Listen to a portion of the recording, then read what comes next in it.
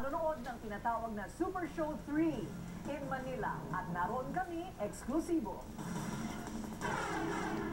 Isang buwan bago ang araw ng concert ay sold out ng mga tiket na 1,000 piso ang pinakamababa at 10,000 ang pinakamahal.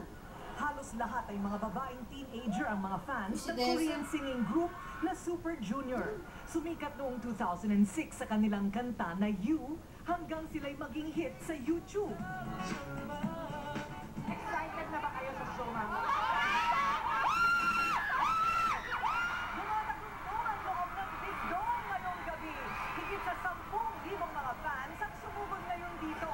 Tuluyan na ngang niyakap ng mga Pilipinong manonood ang popularidad ng Super Junior mula Korea hanggang Pinas. At dahil lamang ito sa kakapanood ng YouTube. Pinanabikan ng mga fans ang 10 lalaking teenager sa kanilang mga kantang tulad ng Sorry Sorry at Supergirl. Ano ang karisma ba nitong grupong ito sa mga Pinoy teenagers? Well, they can sing, dance, act, and they host their DJ. So, ayun!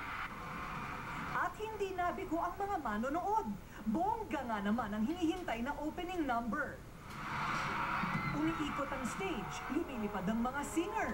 May mga pasabog na confetti, fireworks, naglalakihang monitor, at ang laser lights.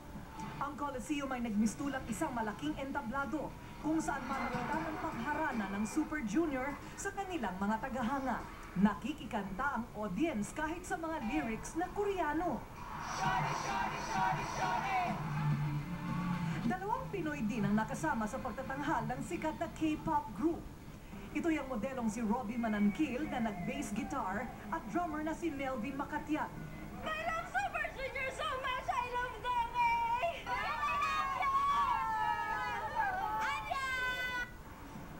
Sa pangatlong Super Show sa Pilipinas ay napakalakas pa rin ng Super Junior na nangangakong babalik na naman hanggang sa hinihingi sila ng kanilang mga Pinoy fans.